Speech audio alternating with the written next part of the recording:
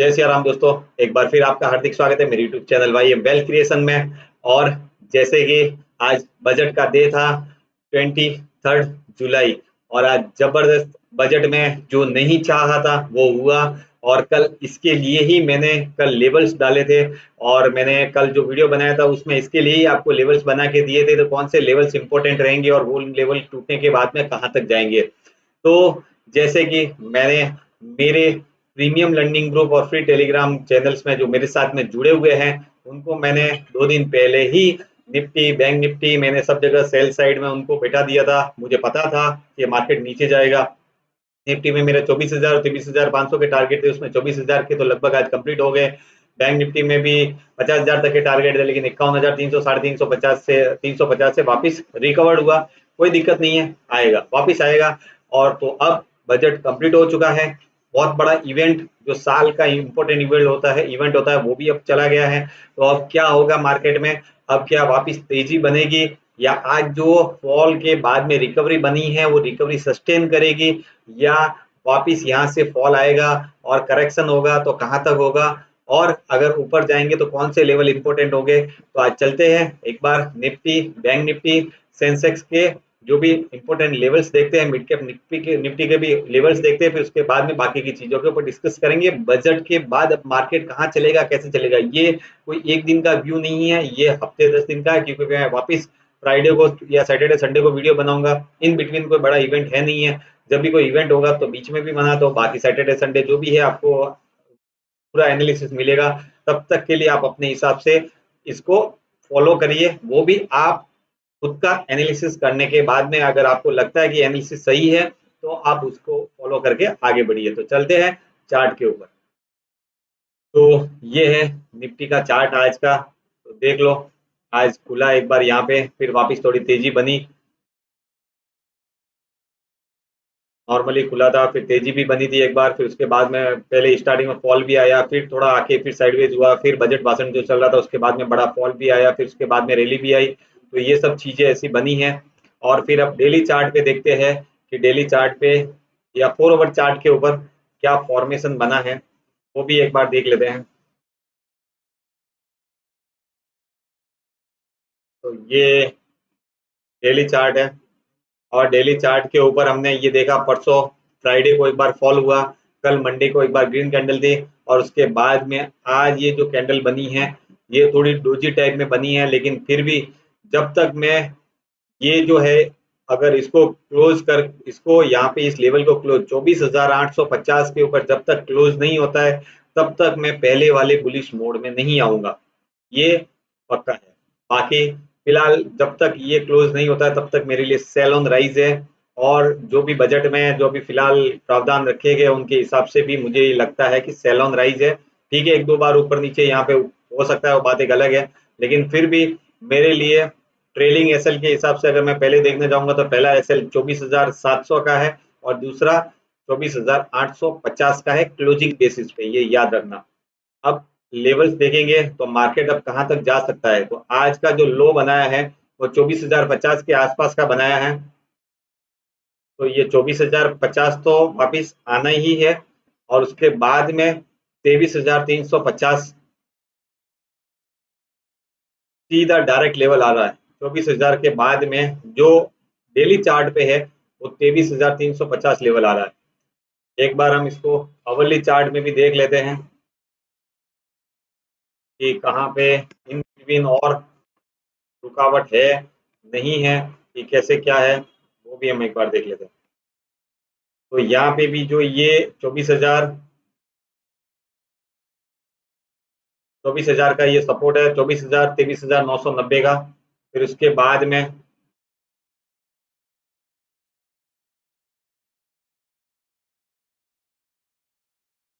सीधा 23,600।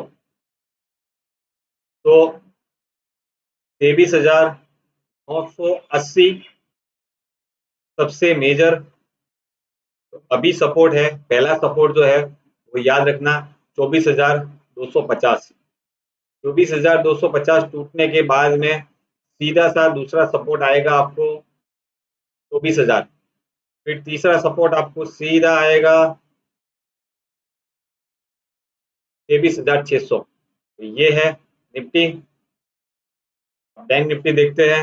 सबसे पहले बैंक निफ्टी में आवरली चार्ट पे ही देख लेते हैं कि कैसे क्या है मूवमेंट। तो यहाँ पे भी जब तक 52,600 के ऊपर क्लोजिंग नहीं आती है, 52,600 52,650 के ऊपर क्लोजिंग नहीं आती है, तब तक मैं वो बुल वाले मोड में नहीं हूँ। बाकी सपोर्ट्स हम देखने जाएंगे तो 51,700 का था जो आज मार्केट ने तोड़ दिया है और उसके नीचे जाके आज 366 तक का लो बनाया। तो अब मार्केट क्लोजिंग 757 के आसपास हुआ है। तो अब सपोर्ट जो है वो 51,150, मतलब अब समझ लो सीधा 51,000 के आसपास सपोर्ट है। और फिर उसके बाद में अगर मैं देखने जाऊंगा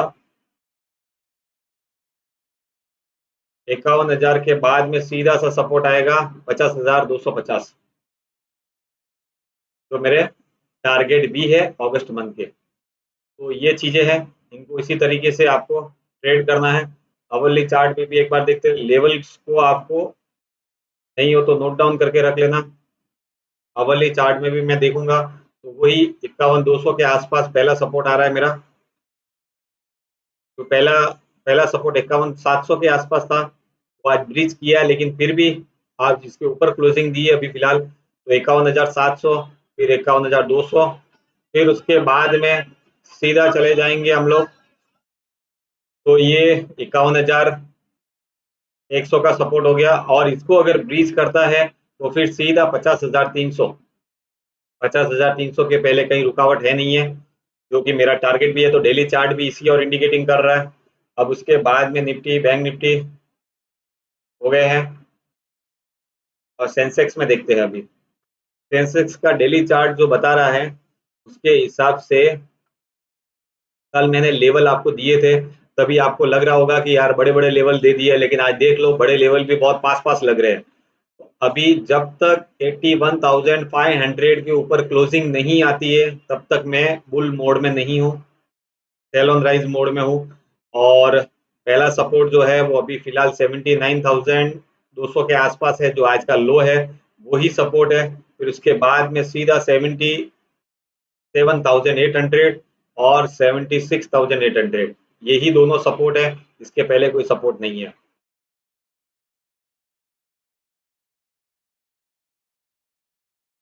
एक बार के लिए मिड कैप निफ्टी भी देख लेते हैं, क्योंकि ज्यादातर रिटेलर जो है वो मिड कैप निफ्टी में ही रहते हैं, बड़े स्टॉक्स तो वो बहुत कम बाइंग करते हैं। ये वो फॉल था इलेक्शन डे का। तो आज हमने ये इलेक्शन डे की जो शुरुआत हमने जहां से की थी उसके नियर बाई तो आज हम पहुंच गए थे, लेकिन उसके बाद में रिकवरी की हमने और वापस यहाँ पे। तो अब कल के लिए जो लेवल रहेगा या आने वाले दिनों के लिए जो लेवल रहेगा वो मेन यही लेवल रहेगा 11,900। ये याद रखना 11,900 लेवल इंपॉर्टेंट है। फिर उसके बाद में सीधा 11,700 के लगभग, 11,600 के लगभग है दूसरा सपोर्ट। और 11,600 टूट के नीचे क्लोजिंग दिया तो फिर वापस हम 10,500 तक भी आ सकते हैं। तो ये मिड कैप निफ्टी का चार्ट था। तो अभी हमने Nifty, bank Nifty, mid cap Nifty, Sensex सब के बारे में डिस्कस किया, सब चार्ट्स देखे हमने। तो दोस्तों अभी हमने सारे चार्ट्स हमने एनालिसिस किए, बराबर से समझे। तो अभी फिलहाल मैं आपको यही बताना चाहता हूँ कि आज का जो बजट था उसमें short term capital gain tax, long term capital gain tax और जो फ्यूचर एंड ऑप्शन जिसके ऊपर अब तक सरकार ने कभी शायद मेरे हिसाब से, मेरे ज्ञान में तो कभी रोक या कुछ भी चीजों में इस तरीके से इतना बड़ा नहीं किया था। सेबी ही करती आई है, लेकिन अब की बार सरकार को भी इस चीज से टेंशन है, क्योंकि आजकल जो रिटेल निवेशक 2,000 5,000 10,000 लेके ऑप्शन बाइंग करके जो डेली की एक्सपायरी हो रही है उसमें जो लगभग हर हफ्ते अगर सब सारे ऑप्शन मिला के देखेंगे तो 5,000 करोड़ तक के जो ऑप्शन होते हैं वो मेल्ट हो जाते हैं, वो जीरो हो जाते हैं। तो उसमें से रिटेल पार्टिसिपेशन कम से कम 2,500 से 3,000 करोड़ का है जो बाइंग करते हैं और उनका पैसा जीरो हो जाता है। यानी बहुत बड़ा एक जो कस्टमर बेस है, बहुत बड़े जो ऐसे ट्रेडर्स है जो रिटेलर है और जो ऑप्शन बाइंग कर रहे हैं वो ऑप्शन में बड़ा लॉस कर रहे हैं, और रोज की एक्सपायरी में खेलो इंडिया खेलो कर रहे हैं, वहां पे बड़ा लॉस हो रहा था। तो गवर्नमेंट ने सोचा कि यहाँ पे ये लॉस कर रहे हैं और कल उठ के घर का सारा कुछ लॉस करेंगे। इससे अच्छा इस पे थोड़ा सा कुछ रिस्ट्रिक्शन बढ़ाओ जिससे ये लोग कम ट्रेड करेंगे, लेकिन इन चीजों से कुछ होने वाला नहीं है। कुछ ना कुछ दूसरा रास्ता ढूंढना पड़ेगा, या तो एक्सपायरी जो है वो वीकली नहीं करके जैसे पहले चलती थी उस तरीके से करनी पड़ेगी, लेकिन उसके ऊपर सेबी को सोचना पड़ेगा। लेकिन अभी फिलहाल फ्यूचर एंड ऑप्शन के ऊपर टैक्स एसटीटी आ गया है, long term capital gain tax बढ़ गया है, short term capital gain tax बढ़ गया है, तो 112 सारा कुछ जो भी मार्केट के लिए था वो नेगेटिव आया है अपने बजट से। और अब तक की जो यात्रा देखते हैं 4 जून को इलेक्शन के बाद में, जो इलेक्शन के दिन के जो रिजल्ट के दिन फॉल आया था, उससे हमने बहुत जबरदस्त रैली कर ली है और एफआईआई ने बड़ी बाइंग की है। अभी एफआईआई बड़े बाइंग लेवल पे बैठे हुए हैं और रिटेलर ने तो माल हमेशा अपना भरा हुआ है ये मिड कैप में और स्मॉल कैप में, और उनके वहां भी है।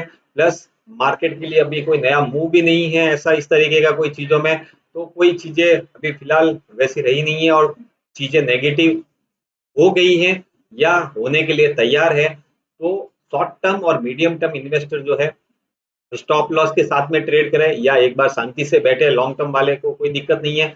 बाकी फॉल आएगा तो वहां पे इन्वेस्ट करें। और कई लोग अभी फिलहाल ये बोल रहे हैं कि अरे हमें लेना चाहिए नहीं लेना चाहिए, तो एक फॉल आएगा, उस फॉल में सब कूल ऑफ होगा, फिर उसके बाद में आप अच्छे अच्छे स्टॉक्स में इन्वेस्ट करिएगा।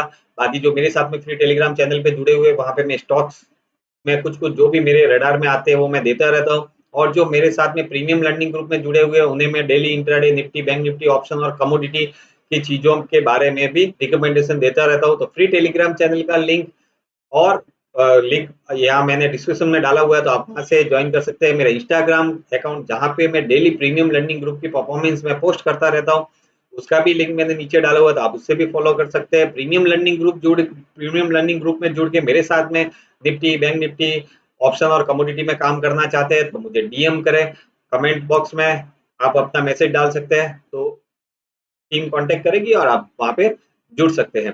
बाकी बजट ओवरऑल जो भी चीजें थी मार्केट के हिसाब से वो सब चीजें नेगेटिव है। फिलहाल हम हायर लेवल पे भी है, एफआईआई पोजीशन भी हायर लेवल पे है, तो एक प्रॉफिट बुकिंग बनती है। तो ये जो लेवल्स मैंने बताए उन लेवल्स पे अपने हिसाब से सोच समझ के ट्रेड करें, स्टॉप लॉस के साथ में ट्रेड करें। कोई भी चीजों को ऐसा अपने हिसाब से फ्री छोड़ के ना बैठे, स्टॉप लॉस के बिना ना छोड़े। दूसरा ये, मैं सेबी रजिस्टर्ड एनालिसिस नहीं हूं, तो आप खुद भी मेरे ये सब कुछ देखने के बाद में खुद का रिसर्च भी करें, एनालिसिस भी करें और अपने फाइनेंशियल एडवाइजर से संपर्क करके ही इन्वेस्ट करें। बाकी जो भी चीजें मार्केट के लिए आज होनी चाहिए थी बजट में वो सब कंप्लीट हो चुकी है, और बहुत सारी चीजें अपने हिसाब से मार्केट को एक्सपेक्टेशन थी कि ऐसे होगा ये होगा, लेकिन वैसा कुछ हुआ नहीं। गोल्ड और सिल्वर आज बहुत टूटे हैं। क्यों? क्योंकि गोल्ड और सिल्वर के ऊपर ड्यूटी कम की गई है, जिसकी वजह से आज 5,000 रुपया 5,000 रुपए के लगभग गोल्ड और सिल्वर टूट चुके हैं। तो ये गोल्ड और सिल्वर खरीदने वालों की खुशखबरी है, तो आप जाके गोल्ड और सिल्वर में खरीदी कर सकते हैं। और इस वजह से बैंक भी टूटे, क्योंकि बैंक में जो अभी इंटरेस्ट मिल रहा है वो कम मिलेगा, लोग अभी गोल्ड की और इक्विटी की तरफ ज्यादा जाएंगे। तो वैसे भी हम देख रहे हैं कि डिपॉजिट बैंक्स में कम आ रहा है और बैंकों को दिक्कत आ रही है, जिस वजह से बैंक अभी नेगेटिव चल रहे हैं। तो ये सारी दिक्कत से है, ये सारी सब कुछ चीजें हैं। तो मैंने आपको सारा कुछ अपने हिसाब से जितना बताना चाहिए तो मैंने बता दिया। तो आप इसी तरह बने रहें, आपका प्यार और दुलार बना रहे, लाइक सब्सक्राइब जरूर करें। और जो मैंने बताया free Telegram channel premium learning group, तो उस तरीके से आप उन चीज़ों को भी अपने हिसाब से देख सकते हैं। बाकी और कुछ नया रहेगा तो मैं लेके आऊंगा। बाकी सैटरडे संडे वापिस एनालिसिस करेंगे लेवल्स, और ये सब चीजें आप खुद भी रिसर्च करके अपने हिसाब से ट्रेड करें। बाकी बने रहे मेरे YouTube channel by M wealth creation के साथ में, लाइक करें सब्सक्राइब करें शेयर करें। जय सिया राम, जय हिंद, वंदे मातरम।